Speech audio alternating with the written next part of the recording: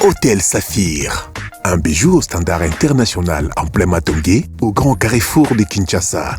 Plusieurs catégories de chambres, bureaux et appartements climatisés avec Wi-Fi et TV n'a faux prix. Petit déjeuner y compris dans son restaurant aux spécialités variées avec réduction des prix pour Naba client Oyuba Fandina Hotel.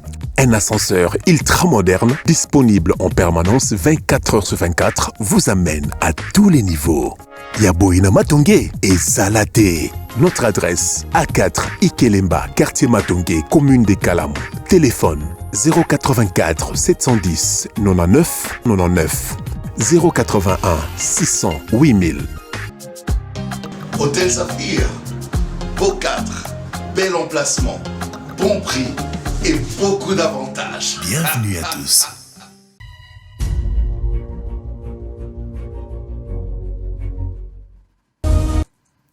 Très bien, merci beaucoup. Allez, deuxième partie. Comme je vous avais promis, on va revenir pour la deuxième partie. Bozali Belé, Iboso à TV Nabino, Bozala Nabiso, Bozali en direct. Place Bozali na Mongala, place Bozali na Équateur, na côté à Bikoro, Bozala Mbandaka, Topesi Binombote, Bandewala Napso na Mbujimai, Bozala Chikapa, Bozala Napso na Lomami, Bozala côté à Lubilange, Mbote Nabino, Bozala Mweneditu, Bozala Nabiso pe côté à Kalamba Mbuji. Bozana Kabeya Kamwanga mbote na bino bozana Chikapa bozana Lupata Pata topesi bino mbote na Mupompa mbote na bino nazoli qui était bozana malamu évidemment batwaza na Congo central bozana na biso na Madimba na Kikwit na Bandundu partout tout le monde na bazana Libana na États-Unis na Amérique bozana Iowa mbote na bino bato pe bazola na biso na Dallas bazana Toronto na Charlotte nazoli qui était bozana malamu. Allez, on va recevoir un Congolais qui vit aux États-Unis d'Amérique. Naïbisi Bino que la nouvelle Mouré Tamboli, une chaîne de télévision de la place d'ailleurs a signifié aussi que développerie à Touro et Betinéa. Est-ce que ça est solo toza à Lokuta? Est-ce que ça a qui des informations? Peut-être pas une information, peut-être la réalité. On va poser pendant quelques minutes, 30 minutes comme ça on va parler pour avoir plus d'éclairage par rapport il y a cette situation, il y a des véloteries. Alors, Titi Badibanga, il aime bien qu'on l'appelle Motonanzambe. Il est responsable de l'agence Tony World Meeting Service. C'est avec lui que nous allons parler. Mettez-vous bien, il faut... aux JBT quand même. Moi, on va poser à JB. Bonjour et bienvenue. Bonjour, Sango. JB Ndazonga. C'est vrai que moi, on a Pembe Moko. Alors, pour la première fois, on a participé à Bosolo en mode direct. On a aux États-Unis, on a quand même à faire une interview, mais à Ozali en direct, bateau bazolandayo. Impression na yo pour la première fois les Canabos solo les années. Na CP il makasi ndoto ekokisami promesse ezalaki ake nazwa sous chance ya koleka en direct na bosolo na politique na Kinshasa to yambaki na Iowa na CP d'abord nde na moni bosolo na politique lelo na organisation matos nanu ya solo nanu parfois na TV tout le monde a bien te en live ngamo na moni yango na moni ba Hervé na moni vraiment pona koya kokota na chaîne yo kokota na plateau yo ce n'était pas facile donc il faut vraiment le kana étape par étape et organisation ko banana secrétariat ti okoma boy donc chaîne oyo na éviter ceux qui n'a eu parfois chance à kotambola ba place mais pour le moment depuis kozala na Kisasa toleka leka na ba chaîne beleme na tombelio vraiment félicitations pour na musala elam. Merci beaucoup Togobunda poteto sala suko leka o ezali. Allez boza ebele serrez vos ceintures, on va parler boyoka ba explication claire pour la lingi ba interprétation te ba colportage et l'équimo ebele. Alors Badiba Ozanani Motonanzambe. Vous êtes pasteur? Je sers aussi Dieu dans le domaine de la musique. Moi, je suis un pianiste. Okay. Je fais la musique naïna. C'est ça, classe nangakuna. Titi Badibanga, de kombo nanga. Batubele baebi na kombo chikose. Motonanzambe nde eyebani mingi. Je suis le patron. Il y a entreprise Songolo Pakala, agence Titi World Service, multi-service. Oyo eza na commune ya Bandalungwa, na avenue Kimbondo. OK. Moussa Nabino Zangani. Toza ba facilitateur. Donc agence Nabiso eza lokola ONG to sungaka. Nous sommes là, tozalaka bien organisé, to participe to edaka batu na moment oyo ya DV loterie. Ce qui devait bandi to edaka batu ebele o bayaka kobeta po bazwa pe chance lelo ba ya pe na mboka oyo biso tokenda balanda pe biso. Chaque année to pesaka batu opportunité wana bayaka ko participer kobeta DV loterie. Toza wana depuis déjà 9 ans yango yo o toza na kati ya musala wana agence na biso na Kimbondo o ezali 6e année nango. 6e année. Alors depuis osa musala wana okoyi ko pesa batu musala service moko te soki moko goûter na service yango te. Exactement. Yo les aux États-Unis ça fait combien de temps? 10 ans yango ekoki nazalaki moko ya ba oyo bazalaki sélectionné na 2012. Au betara DV loterie. Na beta DV loterie nazalaki pes gagnant na 2012, 2013 nazalaki si je m'abuse pas 2013 2014. Donc na kokisi 10 ans na mboka ya Amérique. OK, ndaka ndenge beta la biso solo. J'espère que ko gagner au beta ka wapi sala manga ndenge ni ti réalité au koma pena na États-Unis. OK. DV eza programme na yebi ke na lobela ki yango na émission to salaki na poto bato balandaki biso na Amérique. Na poto te na Amérique poto to mona mingi bandeko na biso bazamba Belgique na ba France. Eza programme e banda depuis kala. Et bandaka depuis 1990 oyo immigration ya États-Unis et tcha programme wana po bato baya to kinde ko vivre pe ko sala na États-Unis d'Amérique. Na mekaka ko tenter chance plus de 7 fois 8 fois. Na ki ko yo kasango nango na 2003 2004 na bandai ko beta na zo pe chance ya ko gagner te na zo beta kaka. Chaque année nazo beta et yo tombé pe chance que non na 2012 nzamba yo sala grâce nazalaki sélectionné nde lelo na koma na États-Unis d'Amérique. Et ça j'ai oyo gouvernement américain et voté là yango ba sénateur ba fanda eza loi kaka lokola na bamboka na biso to lelo zo ka loi chani de père et de mère. Donc eza loi o soki que non et votamé et tikalipe. Et ça organisation ya batute qui est privé. Même lelo batu bazolo bakeo te DV saliboye bakati DVT. DV bakati yango nante. Juste eza programme moko ba pesa ka 50 000 visas na monde. Chaque année. Chaque année. Eza 55 000 visas. Alors, eza ya kokabwana ba pesi yango na bamboka. Na Congo tozwaka ba 4 000 à quelques 3 000. Na bamboka lokola ba Togo, ba Cameroun et betamaka partout na Afrique partout. Alors soki bukokisi nombre oyo ba pesi bino exemple 50 000 wana nde mboka na bino balongoli yango na ko participer na DV loterie. Pour le moment tozana ba bénéficiaire ya DV loterie. Mais etikali biso pe bambola lisusu mingi te. Donc so bukokisi 50 000 Congolais. So bukokisi 50 000 o ba koti na États-Unis et sili bokati. Ce qui Covid et a quitté 2019-2020, ba gagnant oyo bazalaki il fallait ki ba côté États-Unis, ba gagnant otobenga lelo, ba gagnant maléré ou ba tumsusu bana na moko ya bana na biso, bazalaki même déjà na kati ambassade ba passer interview, RMB ko ekwei fermeture, ba bimisaka bango jusqu'aujourd'hui ba kenda États-Unis. De ezalaki année moko noir. Les batu bazwaka na période wana batu belé 2019-2020 bakenda te tilelo 2021 ba ekocha ba condition à passeport et belé pe bazwa chance à kokende te 2022 nde sikoyo na moment balongoli condition à passeport na marambo DV nde sikoyo congolais abeti DV loterie na kanda nyonso ya bambula wana DV ebeta mingi na Kinshasa Congo eza munene.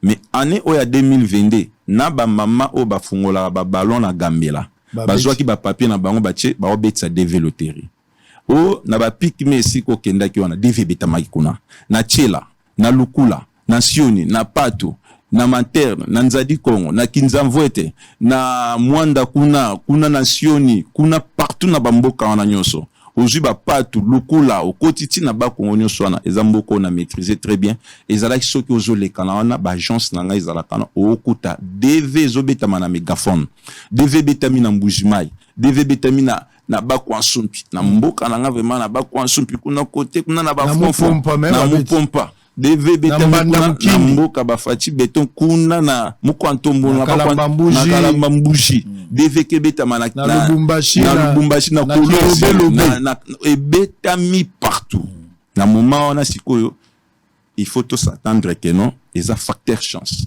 pour belé ba beta quand même la participation ezaki massive ezaki belé to beti plus de 50 quelques mille. Alors déjà visé zopé ça ma 55 000 biso to beti même koleka même nombre ya ba visa au monde la pe ça répond à monde. Alors ya ngwa no monique récit ezali serveur moko ezikité. Donc DV beti néante néant moko esalamité soki école esali néant c'est que moi na tam moko azuité. Donc néant esalamité pas ba voisin bato msuso parfois que oh biso toza banzambe ya ba DV po na makambo ya DV nzamba zalaka te. Donc eza justement que non néant esalami na ba voisin néant esalami na bandeko msuso na limité na ba beau marché boy mais na bandal toza na ba récite na biso. On va parler na ba récite wana tout à l'heure. DV beti nzadité eza facteur chance. Donc ti bat baloba ke biso soko beti okozwa garantie ezalaka te. Non. Oui, bien sûr. Vérité. Vérité, ezake, c'est la facteur chance, mais il faut payer au tala ici kaya kocha lokolo. Ba Congo balobi tout la dikolo tala. So ket na la bandundu balobi tout la dikolo tala ntete. Tangile mwabo jojata na baloba. I kajoyo njoto na fanyaka. Alors, na moment obeti DV, bien sûr eza facteur chance, mais faut tala pe ici kanini oyo ke ko betsa DV. Ba oyo msusu ba salaki erreur kana ani oyo nazana ba preuve nanga awo ezana batu msusu a cause kaka kino DV koma lokola cop ngana émission liboso na salaki no na pesa ki vraiment ba argument nanga oyo ya olakisa ki na kota ki mondo yo ezaki vraiment te ba msusu ba koti na mondo pona nzala ebele ba koti DV na kilokoso ya kino po ezana ba msusu kutu alongwe États-Unis atiki kayu kandi ngolo ba yimkolona ke na États-Unis ba msuba kataka mato ya ngombe mato ya ngulu oui ce sont de travail auto sala mato so mona iloko na zoko sela ba te ozoko sa la réalité yoza na il n'y a pas de solo à Tyson na yebi solo à Tyson. Alors je salue aussi ba téléphone na PC Ken Mosengo kuna na Tyson na mettre les brins.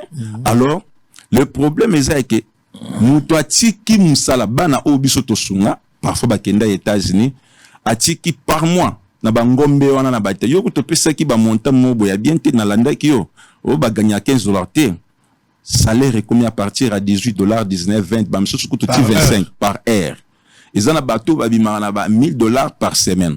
Alors par mois a obima na 4100 asala ba overtime ba heure supplémentaire ce qui asali ba overtime a obima pe ezana ba mso ba bima na ba misala wana ya bangombe na batama na biso toza na bango kuna ba même na ba $5000 par mois.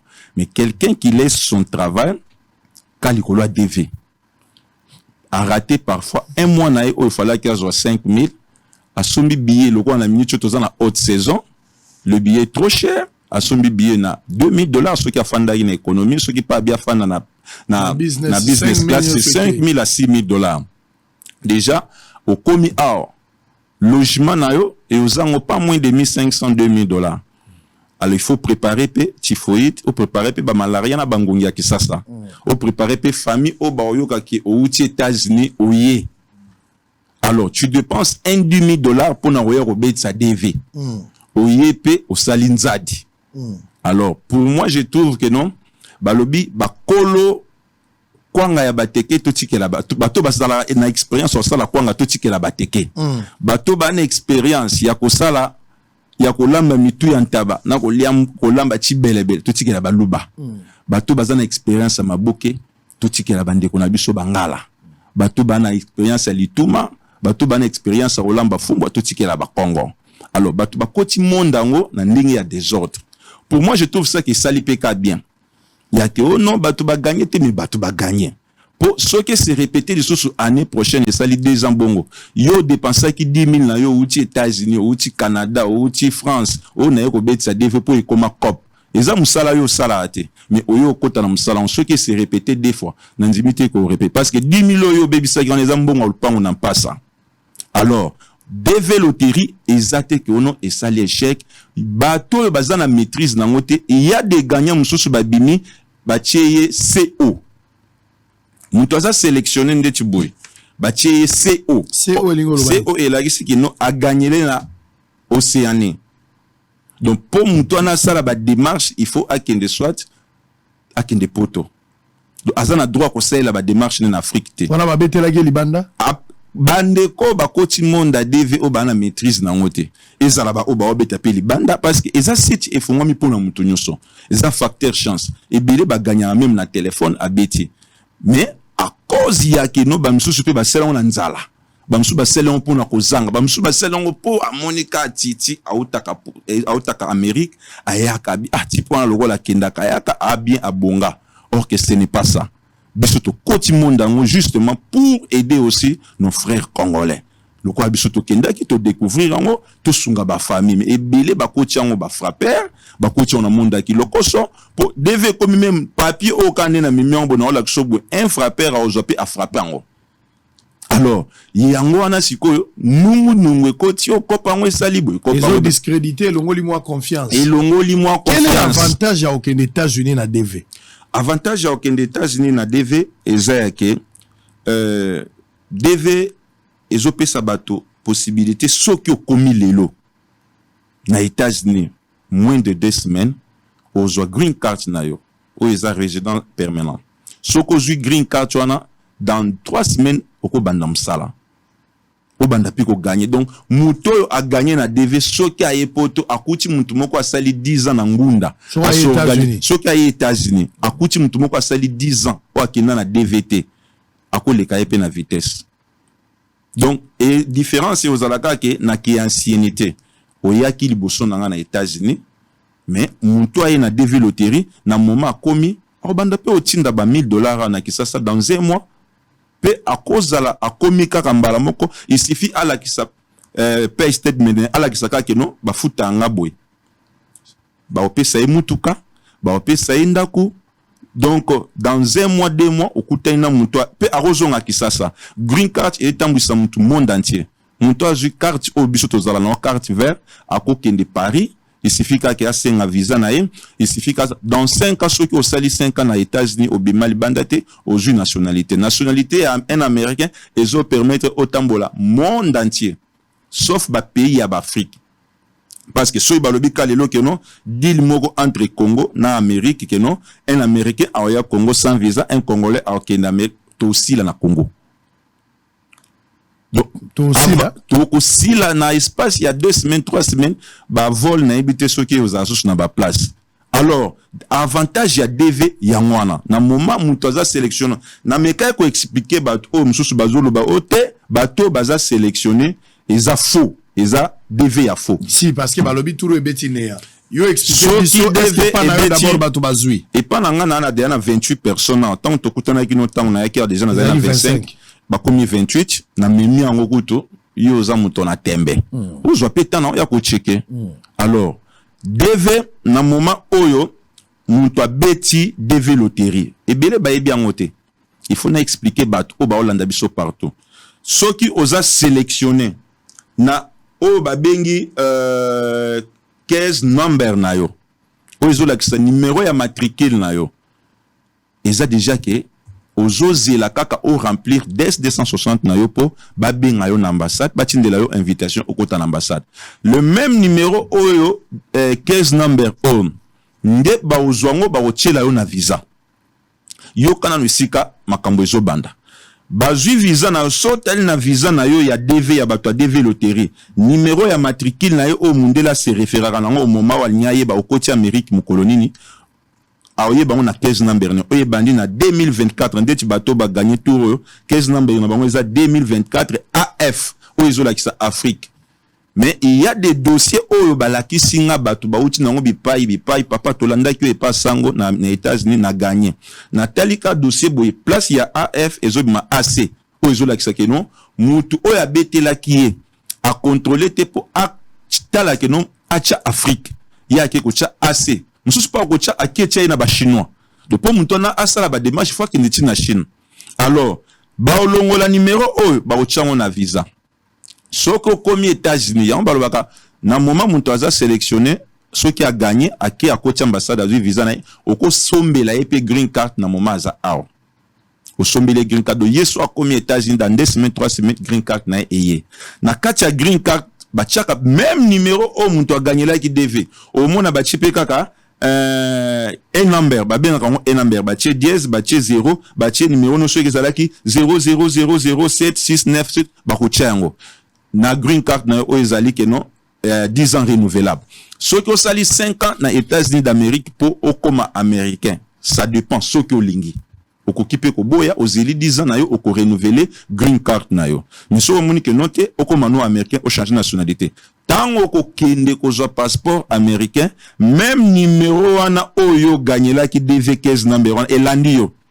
Et comité na passeport na yo américain. Il y a même passeport américain, ceux qui m'ont azu déjà citizen na changer nationalité, ba komaka yango bien bana na biso tobota makana tobota na États-Unis, nde bazwaka passeport américain ba tchaka ba print na makolo.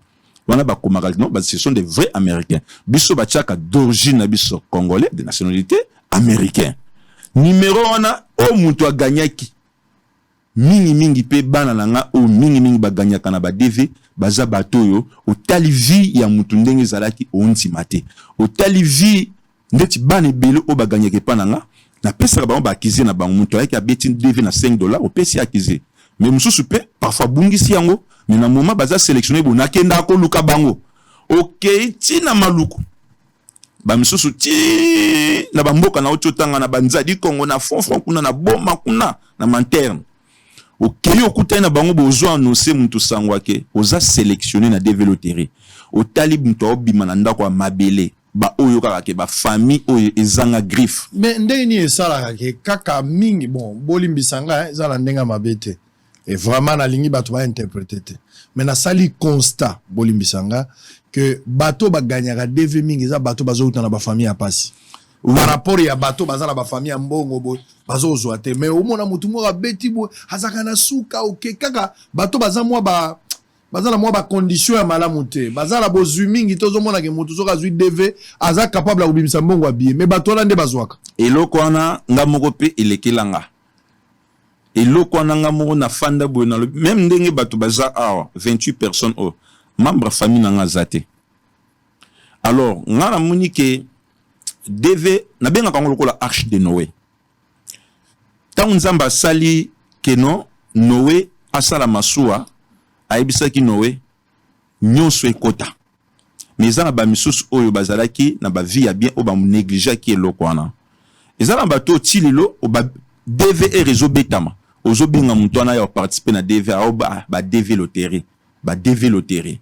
Alors ponanga nzambe wana ye mokonda yebi pourquoi azwaka bato baza sans valeur muto ke non famille na bango bazaki na vie mobo tali na ndako esika bando fanda okamwe nzambe sali grâce ke muto wana aya na États-Unis lobi akoma pe griffe pour na famille wana parce que za bato mobo surtout tande ngo cholo ba wana sango biso nyonso to utana ba famille bien to utana ba famille parfois que non obimi ndeko zobunda nzamba atali pe na ba conditions o ezo se passer en Afrique parce que chaque voyage nga na zoya na okuta ka Afrique e changer ka ndeti tour na au sentir que bilongi abatu tout na nzile za kanda na tuni même Jonathan Kutu directeur na apeti na qu'est-ce qui se passe au geste abivie toya ba mbaso e mati mutema mabe e komi trop criminalité e komi trop ba criminel bazo boma bazo talate ndengo kuto yebwe pas trop na maison parce que ba omona kandengo yebo tipo na lar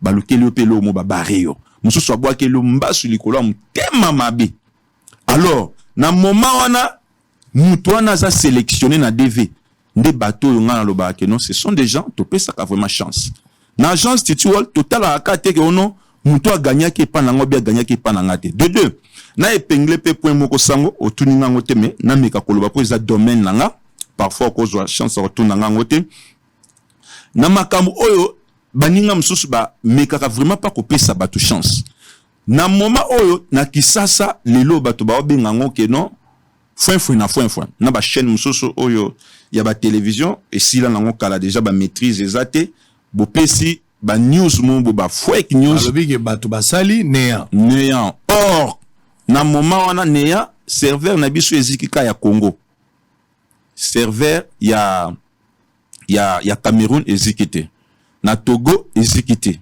na France kuna ezikité na Brazza ezikité et ozikaka na Congo DV loterie et beta makana mois octobre mais les jours la personne joue à la DV c'est les jours où mtoazala ka sélectionné sélection ça la le même jour ils arrêté que les belé ba yebi angote lokola toza du domaine nango tant to sala ki première émission nanga na yebisa ki OK naza na 20 ans na monde ya business na fréquenter makambo ba immigration tour na monde a DV na 9 ans c'est que na ya ba misusu et il y a de ba ine na biso na monde ba DV mais na monde ya makambo ya business ya ke non les premiers jours on a titi na kota avion ba misusu banda te kanon matembele ba misusu ba yeba ina mteke ezala rabo mais azali déjà na musala wana alors na maîtrise na nga côté ya makambo maîtrise à immigration na joie tananga ya kofanda kolandela makambo quand la personne joue à la DV ba sélectionner ka mbala moko résultat et à la kobima année prochaine na mois de mai pourquoi ils la année prochaine et ça parce que na moment tozo beta ba obimisa mbala moko teza programme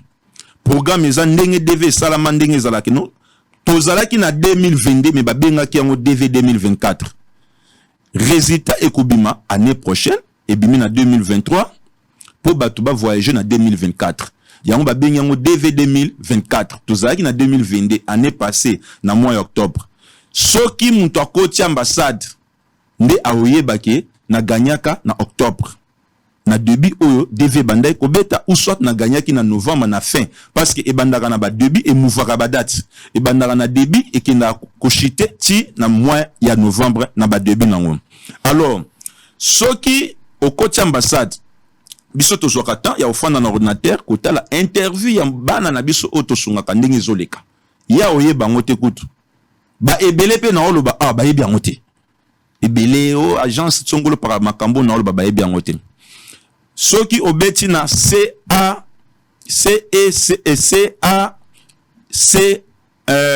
.state.gouv CEAC.state.gouv obeti o checkers number ya mutu oyo ndeti o aganyelaki o mona bache date oyo mutu wana koti ambassade na date o aganyaki o mona ba koti yake non aganyaki le 8 octobre a koti ambassade parfois ba kota na mois de mai a koti ambassade o ba koti lelo na mois na le 1er juin a koti le 1er juin donc date o aganyaki ezalaki te ayo gagner le 6 mai de deux soki otali na bateau bazuite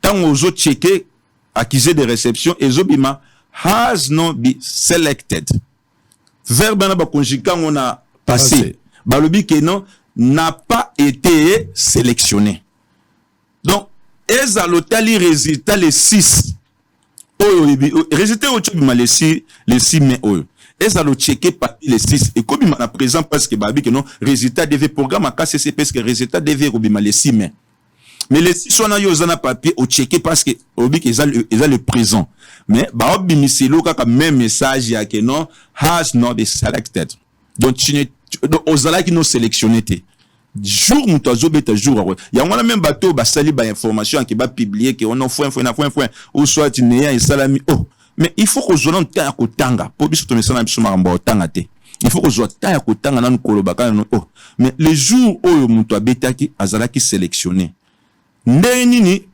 esali néant ndeni serveur na biso eziki ndeni pona nga kutu ba mekata koloba ke no bientôt to komi ko kena ko chiter parce que so beti machine depuis 2013 2014 2015 nde ampleur ba DV e koyeba na makasi na kisasa bato nyonso na si wana banda 2009 banda biso to bando betango DV yebana ki dante ezala kutu soko beti o gagner ba yo tindela yo lettre na yo o ya ke no oji na ndako baye batikelo na porte ezalaka bongo interview pe bando ke sala na Cameroun ezalaki awate ezali so muto gagné na DV batonyo so ba 2009 2008 2007 bando ki ndo passer interview na Cameroun interview ya na epa na biso na ba 2010 donc DV yo exemplaire na mboka na biso na ba 2013 ba série vraiment biso to komokende ba 2014 alors ce que beti machine bien bientôt là to ko kisa 50,000 na biso quota parfois ba komi ko kende ko diminuer biso parce que tozo ko ka bien sûr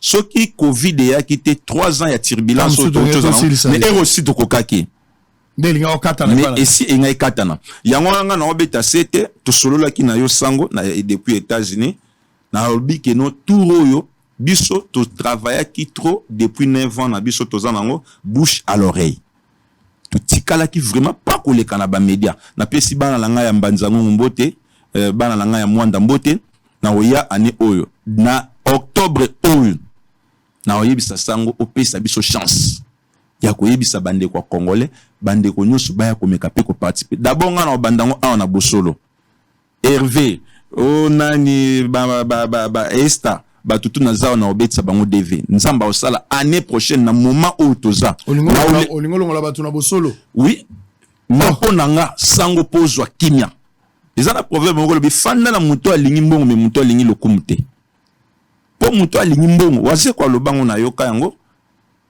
musicien na biso ya munene wa mboko waze kwa Félix wanani waze kwa Félix waze kwa loba yango ke numukwa bongo muto alingi mbongo me o alingi lokumte po alingi mbongo so pesi mbongo a bomelo moto a oteka ote a luka solo mabete me muto alingi lokum a luka la tanzambala oyo latiwana alcool ala ta chapelle au latiana parfois au chelo poison parfois luka ateka yo ba éliminer yo parfois luka que yo au disparaître aux alaté bosolo na politique et le bamate lelo soza na batunde inga na kuti bango na moni ba Hervé Kaebe ils s'habillent très bien na moni ba fille awa au sentir que no kuta na ba maman ba papa jalousie mutema mabe et aux ala moins alors il faut qu'on passe bango chance lelo ozana ba Hervé lelo ozana ba madame ebe ba informaticien ba précieux muoko bazawa ba ketiron bazawa soki ba bandi déjà ko mataka ka avion ko kende ko zonga ba olongola complexe wana ya olula yo ko lelo yo ko mata bango ba matate exemple alors tozabatu to botama la mitema moko oyo na lobaki yango mitema no liba tabosolo bakende na bango ane oyo ane o sango tika régie akende na ebike botindi batu trop baini na biso o balekaka parfois soki devait bandi bokena bo marché bokende entre guillemets mais tout oyo baya kimbondo na bandal tikelanga Guillaume tikelanga Israël Ntumba tikelanga Ketiron tikelanga nani Roublin Bamba batikala nano nazano na besoin na bango bon total nano mais bala bazanano tika ba Elige tika ba Gadi tika Félix sango ya Esther avanda sango ngana osenga ke non ngongo nuzoka na partout moment difficile ya mwana moment oyo toyebani ke uwe ba obatambola okokende ezala ngo facteur chance mais yo kebeta DV na moto parfois za na mpoka na ye azana na libabe na ye. Allez, on va évoluer. On va sélectionner. On va évoluer pour terminer. Donc cette fois-ci, il y a eu 28 personnes qui gagné par la. Ouais. Les preuves sont là. Bane et les cas où qui n'a limité pour 50 ou qui boye mais ba moment difficile en o ya monique parfois beti likolo na biso.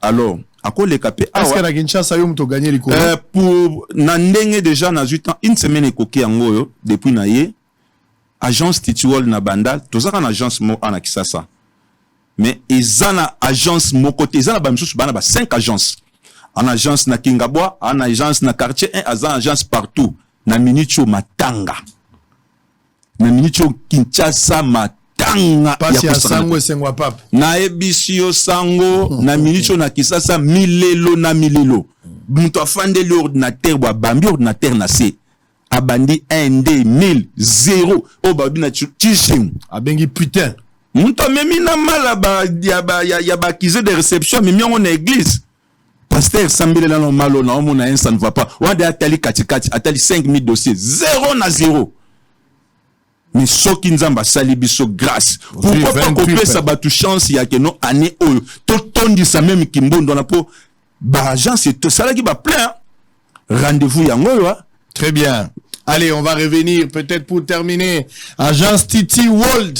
Babi Barobeta Toureux. Tous en a mois de mai, on attendra le mois d'octobre étant babando beta sangwa ko beta DVT. So sangwa beti DVT ke bosole kufi. Et ça le gola olingio, on dit so sangwa beti DVT ke pote le golo bali mama. O babala ka mama aboti yote. Mwana boko la ka mama basunga ka mama te. Te mwana sunga ka mama baboko la ka mama te. Oh là là. Oh maman na bisonga na oboko la ete ozo sunga mama na yo ko boko la mama na yote. Ba boko la ka mama te me ba sunga ka mama. Ba boko la ka tata te ba sunga ka nde tata. Ya mon cher obi ke mikolo ngam na oboko la mère yo boko la mère mère nda boko li okomi mutu yo ko boko la ete ozo sunga ye po akena su. Et là ba précision de taille biso er moto na mo ba arrogance na maloba na biso. Comment se fait Tito vani na ndaku azo boko la mama na bango azo boko lete azo sunga ye. Et puis nous sommes appelés à aider nos parents. C'est très, très important. C'est très important. Moi, si na maman aboti, nani koi ko mona pasi na yo, nani okolo baki bo souffra na ye na vie, ça moi si na yo to maman na yo. Moi, je pense que moto to souffrir na vie, ça maman aboti. Po maman aboti yo yenda memi yo a formé au komi mobali. Yenda teki liputa, yenda muta commission moto na société. Ba sacrifice ya mama eleki ya mwasi. Mwasi azoya tango koki, okomi mobali pose wa charge na ye, tina suka. Mais mama ezande aboti yo, apakoli mafuta, alongoli mayanzi, a commission mobali mwasi okomi moto na société. Okomi peko koka. Okomi peko koka. Ba mama bazonyo kwa mingi par rapport ya basi. Basi bazo pona régime, mama pona ilongia mwana te. C'est différent. Obotama mabe, obotama baba, obotama kikoka, obotama ki mwindu, loka babiso bonga na botama pembe za ba moinde indisingaye. Amen. Mais maman ndimi bongo. Mais moi si azota la ba critère, est-ce que tu parles bien français? Est-ce que par rapport à la situation, est-ce que c'est un gars quand même qui voit, est-ce qu'il sort d'une famille, c'est un problème de choix. Mais maman pona choix te oye kaka bongo. Et surtout kaboya ka kolongo la zemi. Beaucoup de respect à nos mères. To sunga bango tang baza vivant. Koufe la maman, koufe la tata, yoka vide na motema. Yom tozalo na moboti, yoka vide te. Mais soka zate, ndoko yoka polele yao. Jum so kota yomoko na chambre, ozo lela. Po moboti ya zate. Ozo lukwa invoqué, mais moi zonga liso zate. Tolinga ba parent. Allez, on va prendre une petite pause. Au cours d'une déclaration faite à la direction générale intersyndicale nationale d'office, on va revenir avec cet élément. Il y a encore... Non. Le président du parti politique Nouvel Élan, excusez-moi, Adolphe Mouzitou était devant la presse ce mardi 30 mai dans son siège. Il a crié à la corruption du fichier électoral en cours par les agents de la CENI. On va suivre également en partenariat avec l'agence américaine World Education. Titi World Service donne l'opportunité pour étudier dans l'état d'Iowa à Kirkwood Community College dans les conditions qui répondent aux normes internationales dans plusieurs facultés et domaines. Alors, on va prendre ces éléments. Est-ce qu'une agence n'a pas occupé sa visa d'études? Pour voir les appels de demande à Batebele, est-ce que visa d'études est allé? On va parler du visa d'études avant de terminer. On aura une petite pause pour la troisième mise pour terminer la journée d'aujourd'hui. En image, on se retrouve après. Devant les chevaliers de la plume et du micro, le président du parti politique Nouvel Élan, Adolphe Mouzitou, a ramassé toutes les questions d'actualité qui défraient la chronique politique dans le pays. À cet effet, Adolphe Mouzitou a crié la corruption du fichier électoral en cours par les agents de la CENI. L'initiateur du parti politique Nouvel Élan voit autrement l'opposition qui, pour lui, ne doit plus être un contrepoids du pouvoir en faisant valoir des arguments, des propositions et critiques pour arriver au renversement de la tendance. Il a martelé que son style ne cadre pas avec la démarche de ceux au sein de la classe politique qui s'illustrent avec des revendications, mais aussi des contestations des rues pour faire entendre leur voix.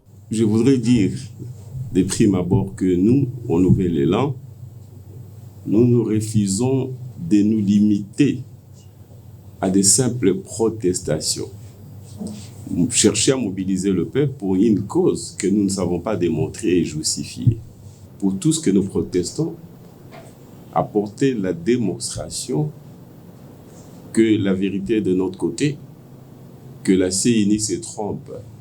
Poursuivant son speech, Adolphe Mouzito a déclaré que le fichier électoral présenté par la CENI serait corrompu provisoirement et par conséquent, il n'inspire pas confiance pour les élections que la Commission électorale nationale indépendante pourra convoquer les candidats à soumettre leur candidature au mois de juin prochain.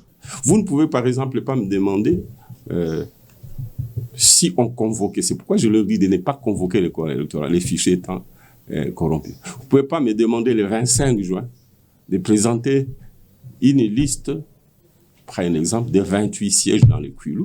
Parlant de la répartition de sièges, pour ce qui est de Maïndombe, il laisse entendre qu'au lieu de 12 sièges, c'est 11 sièges parce que Denis Kadima a décidé de donner à Maïndombe le nombre de sièges qui lui revient au nom des principes de solidarité. Pour ce qui est de Maïndombe, au lieu de 12 sièges, c'est 11 sièges. Puisqu'il a décidé de donner à Maïndombe le nombre de sièges qui lui revient au nom du principe de solidarité. On a dit, bon, compte tenu de vos performances antérieures, on va vous donner le nombre de sièges. Rappelons que la CENI a présenté récemment le nombre total enrôlé, soit 43 941 891 électeurs sur toute l'étendue de la RDC, hormis les territoires de la province du Maïndombe et du Nord Kivu. Connaître le fonctionnement ainsi que tous les services organisés au sein de la chaîne au cœur des investigations était la mission des élèves de la 6e primaire du complexe scolaire Saint-Michel, venus en masse accompagnés de la directrice de cette école et de 2 enseignants dans les installations de Bossolo Télévision. Sur place, ces élèves ont eu droit à une visite guidée de la réception en passant par la salle de rédaction, la direction des informations, marketing et financière pour chuter par le plateau et la régie où tout se passe. En pleine visite, ces élèves ont été surpris par l'entrée de Papa Sango dans sa tenue de scène. Le directeur général de Bossolo Télévision a remercié ses élèves pour le choix porté sur cette chaîne avant de présenter les atouts et la particularité de Bossolo en illustrant quelques images en direct. Nous faisons un travail de qualité, un travail très très difficile, mais c'est un travail noble, un métier noble. Si vous aimez bien, vous pouvez aussi devenir des journalistes. Si Dieu nous prête vie, si nous sommes en vie, on est là. Dès que vous terminez vos études, si vous aimeriez bien travailler avec nous, vous venez ici, on va travailler ensemble. Émue par l'accueil, la directrice de Saint-Michel, Marie-Josée Kasuki, a remercié le directeur général Israël Mutombo et encouragé toute l'équipe de Bossolo Télévision afin de continuer à travailler dans le même élan. En tout cas, nous sommes très flattés, très contents. Les enfants que nous formons comme les scolaires Saint-Michel, je me dis, ils ont eu un plus dans leur formation. On leur parle de journalisme, on leur parle de la radio, de la télévision, mais aujourd'hui, ils ont palpé du doigt ce qui se passe à la télé et surtout avec Bossolo Télévision, ils ont eu un plus dans leur formation. Et je ne manquerai pas de dire merci à Papa Sango, qui a même eu à donner le cadeau aux enfants. Les enfants qui ont bien répondu et à tous les enfants, nous disons merci infiniment. Et nous vous souhaitons bon travail dans votre manière de faire. Cette visite a été sanctionnée par une photo de famille dans une ambiance bon enfant.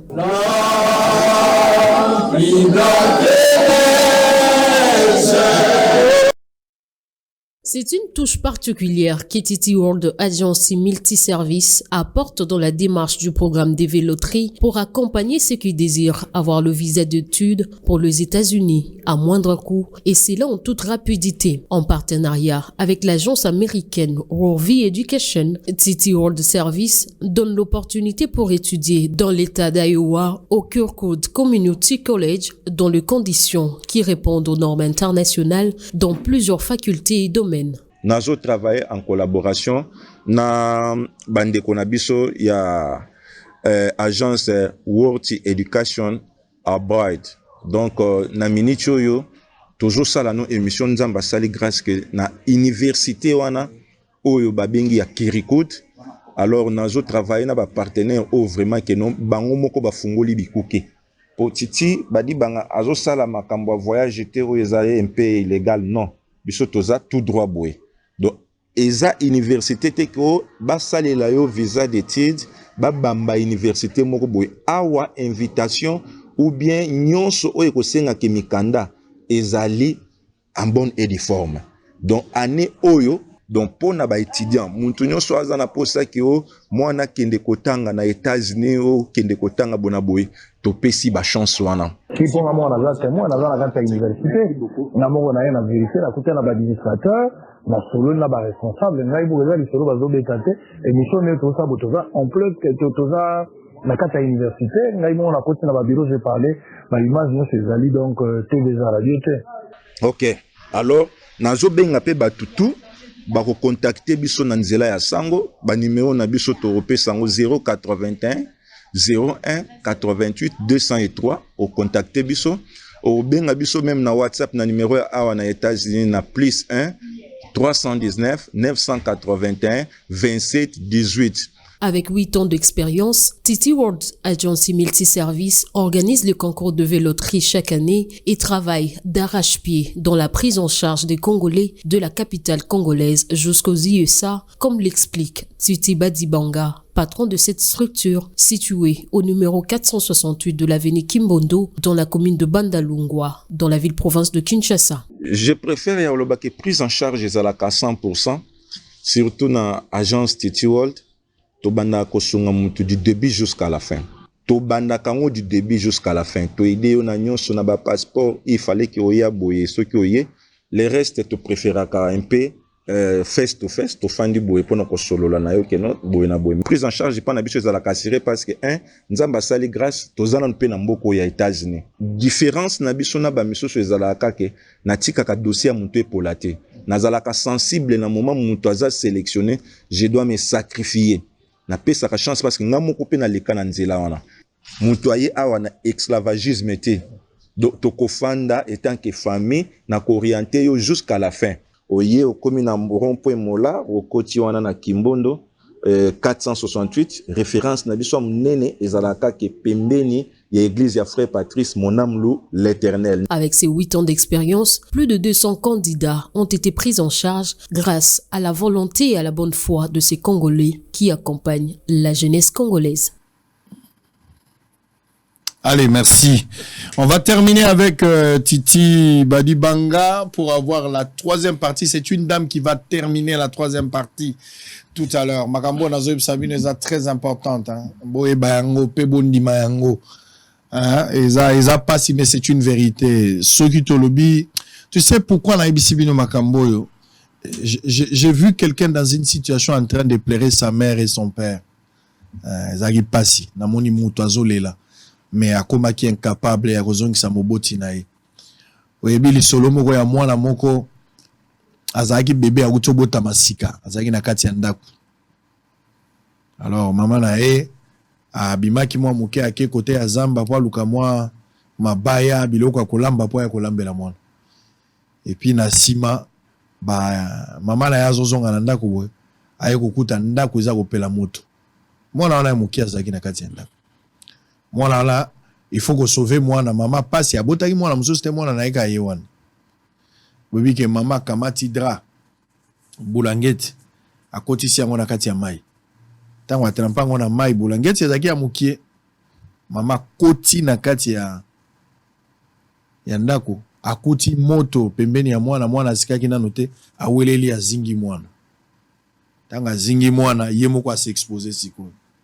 Nde abimi mama ziki elongi mobimba parti onyonso mais a sauver mwana na ye mobimba tali kambo ekomeli mwana te pe nzamba sungiki mama akufaki te mwana pe azalaki malamu mwana koli na mama bazovana na mama tout ça et puis mwana akomi kotanga mais soki akei baninga na ye bazofinga elongi ya mama na ye mwana na akomi kolela abanda ko comprendre te azomona lokola malédiction abotami na mama azana elongi ya modelo.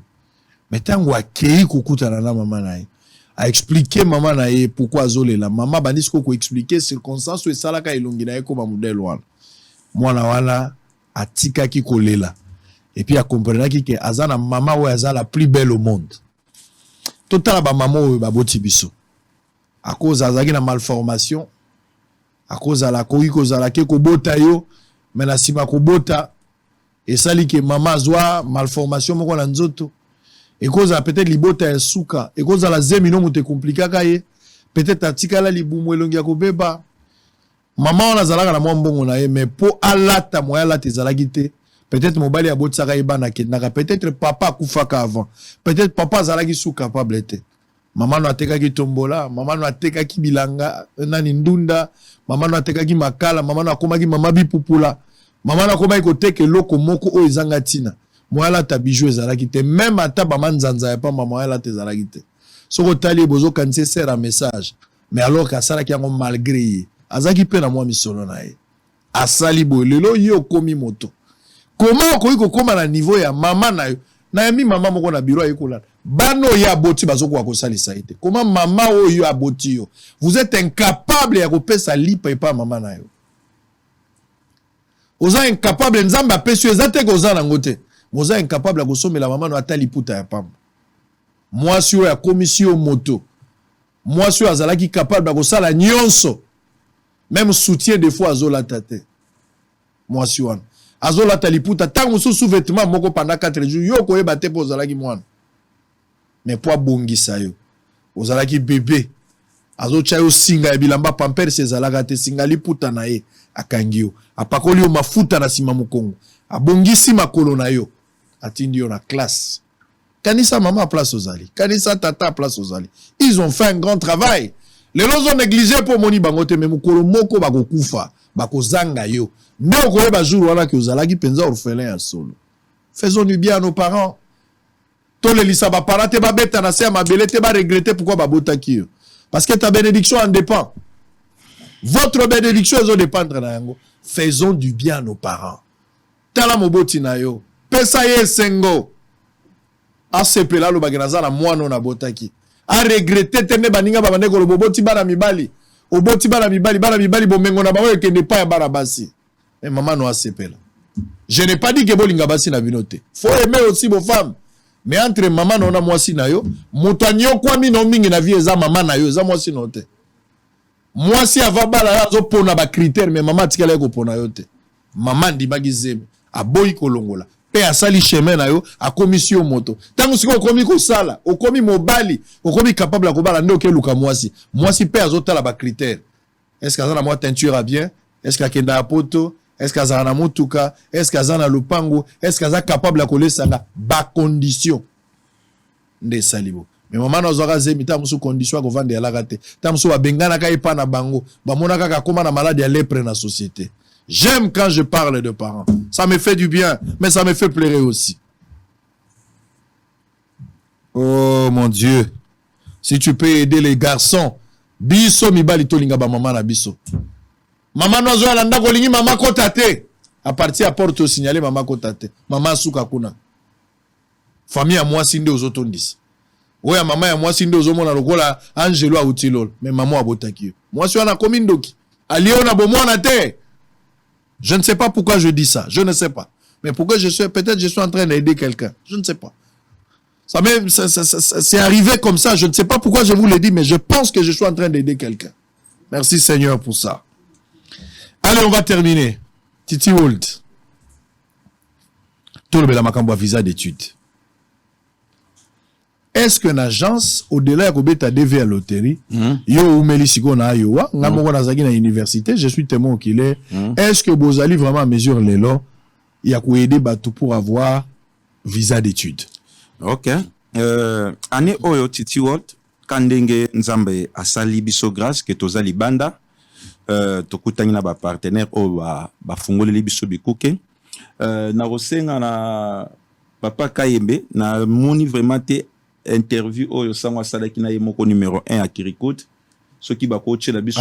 Allons-y, expliquez. Agence Titi Wold, service toza en collaboration na en partenariat na bande ko na biso ya World Vie Education Abroad. Alors tozo travailler concernant la connexion ya université wana oyo babengi Kirikut na Iowa soki mwana aye à partir à na Congo parce que visa d'études eza nango vraiment mindondo te année ce qui tozongi sima à propos ya makambo ya divi tozomona que au moment où mutu aza sélectionné année fiscale ne ezokende ti année prochaine na 2024 et qu'on ko expirer le 30 septembre ya 2024 mais o ya ba visa d'études ndenge toza lelo na mois de mai ce qui inscription et salami moi na awozwa chance ya okende otanga na fall na mois ya août awa donc nde ba mois oyo ka ndenge biso awa na Congo tozalaka année année académique et salamaka à partir ya le 30 septembre na poto kuna ebandaka ba le 20 et mouvaka pe ba le 15 août ou bien le 25 selon programme ndenge université ou bien collège songolo et bimisa programme. Alors tozo senga na batu ebele ba ya parce que eza le moyen oyo topé sa bana na biso chance surtout na université oya Iowa pour baya kotanga na kati ya États-Unis d'Amérique. Ba misusu basala ka ba visa d'études baza na connexion même pas na université songolo pakala. Mais prévane que yo moko sango ozala kiwana osali même ba interview na ba numéro 1 ya Kirikode. Bane eleka totikala kolobela makambo ba visa d'études te soki toye kolobela makambo ba visa d'études parce que c'est du sérieux. Ya que non soki pe agence Titi World na agence na biso tozana un partenariat World Education baza tout baza na ba maîtrise baza ba expert. Tozo charger ba tout vraiment pas trop. Ya que ono oye bo pe ça soki 5000 pe ça 4000 non. Avec na ba frais moko ya mike oyo ko permettre que non inscription et salama ba futa ba quelque chose ba traduction ba document soki oye yo moko ozala surpris ya que non moi na yo akende pe kotanga na États-Unis d'Amérique. Alors tozana 3 points au tokoki mpe 3 avantages au eza na agence Titi World parce que ba visa d'études salama nango partout. Toza na connexion nanu ya direct na université wana ya Kirikode wana ebele oyo parfois bazo sala on baza na connexion na biso ba yebi biso parce que na moment to sali inscription moi na ba otindele mba moko invitation pour akende otanga. Deuxième avantage eza que Titi na agence na biso na bandal na agence World Education soki okomi na États-Unis lokola ba frais il y a un étudiant ezalaka epizaka tozana 3 trimestres na 3 semestres na année tozana summer tozana spring tozana fall. Alors chaque semestre ezalaka un peu mbongo ebele. Agence World Education bandi kona biso agence ba américain wana baza na expérience que no soki mwana yeba koki ko apply pour azwa a gagner ba bourse pour esala que no ba frais na ezala un peu réduit parce que so landi bien ya que non na semestre moko mwana refuta même ba 5000 ba 6000 ba 7000 dans l'année zo kende après ba 20 quelques mille nandimite que awa vraiment parents na ba galère oyo ba piaka oyo zana kin ga parents ko bando bimisa ba mbongo wana mais moi na pe azana ba avantage soki aza na États-Unis université et bando pe ça 20h ou 25h ya que non asala. Donc ba étudiant na ba étudiante nyoso ba longwaka awa ba kendaka ba travailler pendant 20 heures pour ba travailler dans ba McDo na ba restaurant na ba blomo pour que non a misoapé en charge pour a fouta même pe loyer nae. Donc spécialité na bino cette année pour créer quand même couloir pour nous permettre batona makambo obtention à visa d'études. Et zappé opération au moko sans sauter. Très bien. Parce que à faire ya makambo auto le bela voyage quel que soit na divi quel que soit na makambo ba visa il y a trop de sauter. Bien sûr même biso ba msuso pe tukuta na il y a des sauter aussi inentendu. Il y a ona uti koye biso na ba no fala ki ba kende 2019 2020 ba sauter kuta na pe wana yake non muntu akoti ambassade te ou soit invitation yaki il fallait qu'il akota le 20 avril mais ambassade fermeture et salamaki le 15. Il y a 2020 na moment Covid et yaki avion mon côté monde mobimbe télémaki wa mais il y a aussi des agences oyo bazo sala ba démarche na bango vraiment na ndenge yaki okuti agence moko eza parfois na sans sauter yango wana parmi bango eza na ba oyo ba publier ba biloko ya lukote yaki neya et salami pona nini ayebike ba sauter leke belé ba oya lukangai sika kaka boro ebeta kaka so muto ayena expliquer que neya zela l'année prochaine alors que neya za nango te. Alors tozongi kota visa d'études na ina lobake et loko moko point majeur na ko expliquer à propos ba visa d'études pour tant to benga ngo zéro sauter eza yake non soki muto aye biso to pesa ka visa te biso to orientaka nous sommes des facilitateurs to orienter yoke banda aw to sali application inscription esili batindeli biso confirmation aux accusés de réception que non moi na azali déjà admis kuna bonaboy les restes to ko coacher yo ndeni ko sala interview ba parents bo aider bana na bino parce que na bi que anglais za cours oyo bana ebele même biso nyonso to banda okima donc au soigner na professeur anglais à sala elo te na ba classe lelo oyo visa d'études soki kaka parents aye azana ba relever des comptes na ye azola kisaki aza capable ya que no mwana na ye akende kotanga na États-Unis d'Amérique mwana aza un fils que na anglais ya muke tukokochie le reste interview na yo mokonde osala okutana na conseil face to face fara biso to kota na ona ndako wana te nga moko même so na problème na senga ka rendez-vous na kenda nga moko alors soki oye na agence Titi World toko sunga yo du début jusqu'à la fin au koti na ambassade ba frais et amu kelekete ya osakanate le reste que na moment au jui visa na yo to tala makamso so après soki au koti ambassade ezana ba misusu onga pe na ina profiter na loba ba misusu bazo luka ba problème exemple agence Titi World yango dega agence so eza malamu te ezana ba agence na kisasa wa pe salaka misala na ba ona ndenga bien exemple mutoye na bosolo na politique au futi mbongo nayo parce que papa sango Israël Mutombo entreprise munene boye il faut que na fin du monde to comme les premiers boye Hervé Afutama Esther Afutama donc tant on a fandi c'est que j'ai payé mon argent ndeni na futi mbongo na ngame na komi na plateau sango na bani kolenga na banjo sa même amba oloba or que na micho kuto sango oluka katanga ke kokimi na ba nazana nu na ba mbodi na matière o ezakati na ngefuna bimisa oui kosunga ba peuple congolais mais yo komi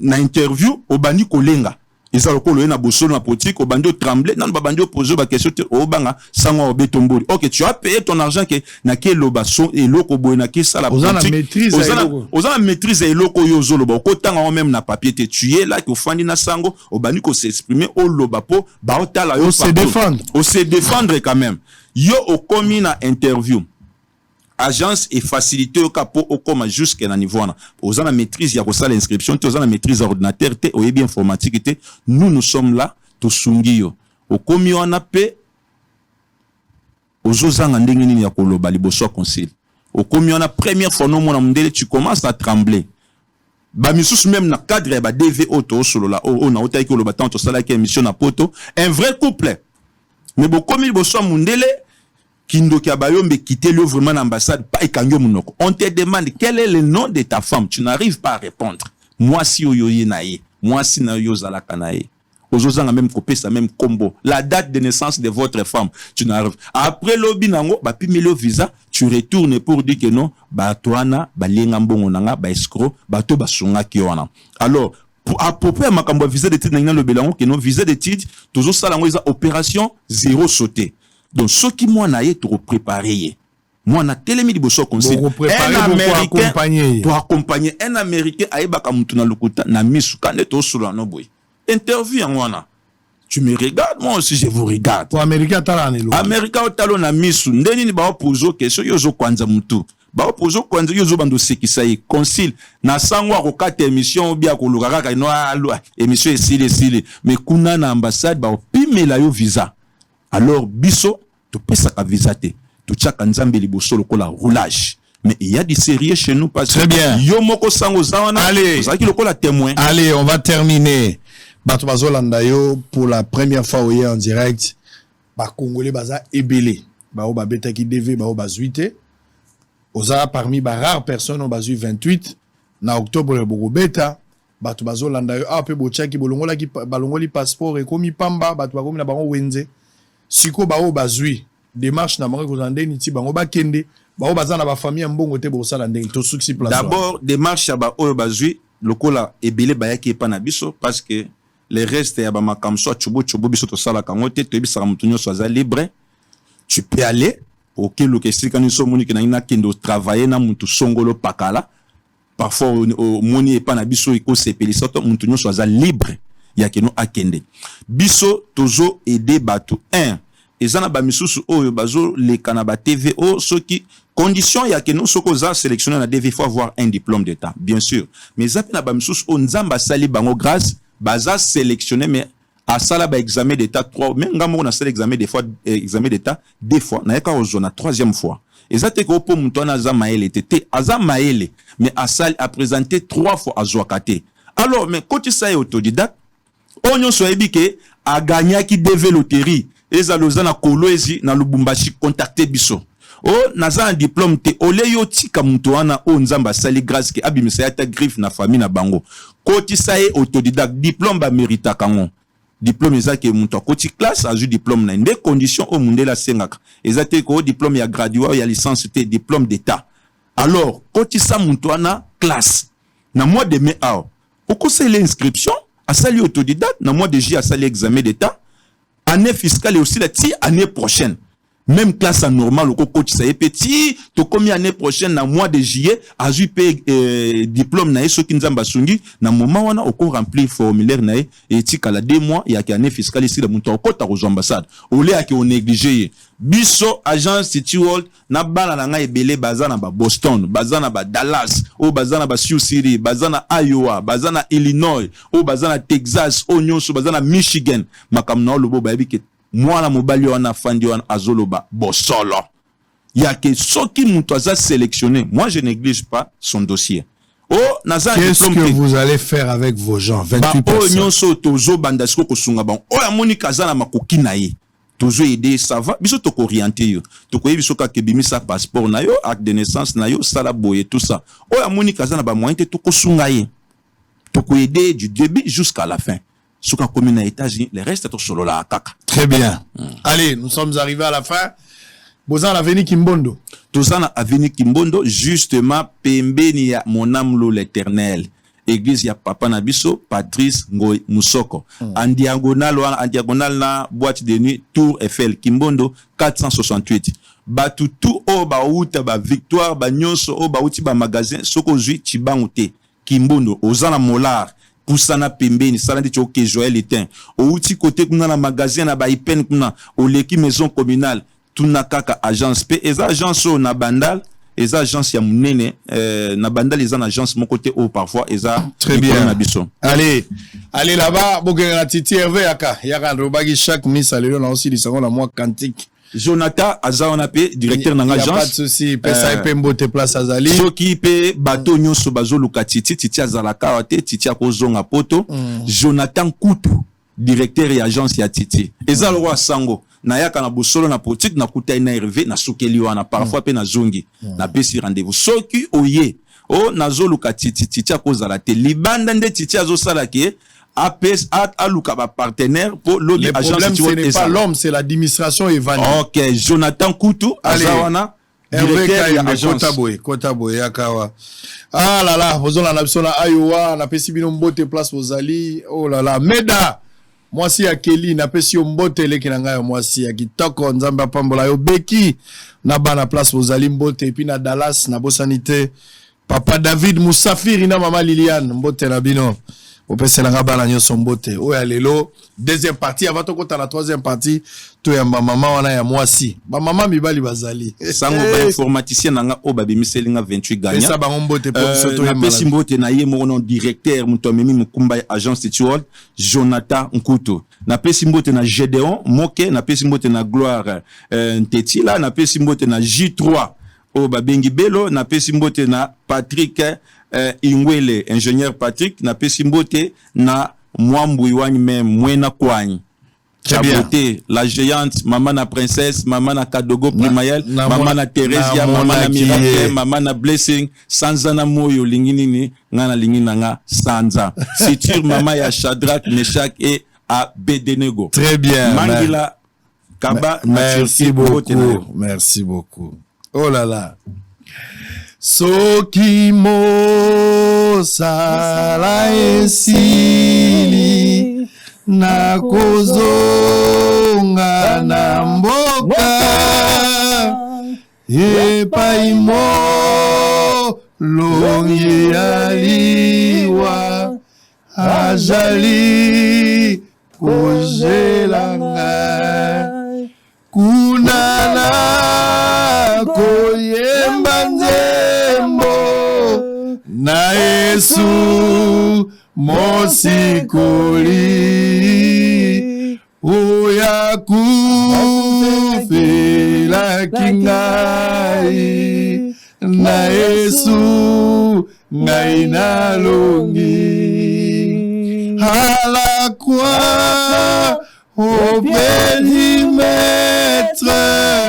à genoux j'ai fait mon choix son disciple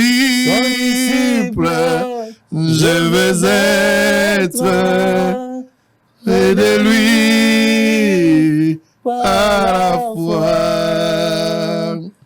Kolo Yesu aboyaka motote atayo salimabe ndenge nyonso azali kobenga yo oya epai na ye akobongola yo okoma mosantu azali koluka bampate na Yesu babunga kikala na kati ya lopango ya tata tokozonga solo epai na Yesu solo tokokota solo na kati ya lopango yo mpate koyoka soni te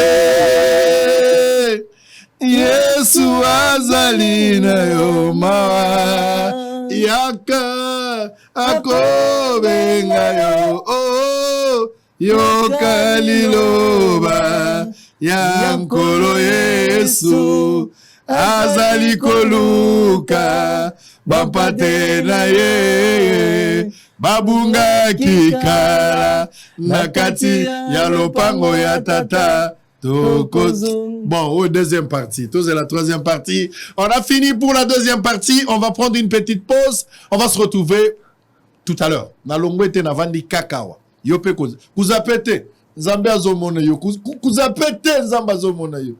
Allez, à tout à l'heure. À tout à l'heure. C'est une déchetterie installée ici, en plein centre-ville. Nous sommes au croisement des avenues Université et Victoire, deux artères principales reliant la commune de Limeti à celle de Kalamou, qui se dégradent du jour au lendemain. Et sur place, les nids de poules, les déchets et bouteilles en plastique sont entassés en masse au vu de tout le monde, sans inquiétude. Les habitants de ces coins de la capitale pointent du doigt la société GSM d'être à la base de cette situation. Toujours mona fulu bayaka kobwakela biso na société moko kombo nango GMC. Kobana baboka salite oyo bayaka kolongola te. Et population pe eza ko profiter kaka na sima ya société wana babandi so kobwakela biso biloko. Et biso mo toujours mona na bato ya maboma batonde ne sika wana. Ba recette eza ko salama na ville ya Kinshasa. Toujours koyeba te ba konze ngumba Kinshasa baza ko sala musala nini. Ou ezali bon malade ou baza kopesa population to sengi na bango bazwa solution ya fulu oyo mokonzi mboka pesa ki coup d'envoi ya 100 jours bango moko bakonzi ya ngumba Kinshasa balobi kini bopeto mais bopeto ngo toza komona te mais bakoya kozongela biso soto voter kaka bango na bosoto o baza kotikela biso po biso to kufa siko bakokamba banani se malobi. Une situation qui inquiète les habitants et les passants qui empruntent cette direction. Dans la foulée, ils interpellent les autorités de prendre des mesures idoines car l'urgence s'impose. Il faut balongola biloko wana atana ba province na biso touti ezalaka bongo ti. Ah tozana capitale na capitale il faut ezala propre moi propre. Président de la République, souvenez-vous aux répond en 1982, 83, 83, 84 ezali le roi paradis. Tozo tanga awa gouverneur aza censé alekra awa ju basaki inauguration ya zéro trou basaka kongo awa zéro trou hein? Pas même une année regarde et comme il foulou. Les autorités compétentes sont appelées à tout mettre en œuvre afin de dégager ces déchets des artères principales.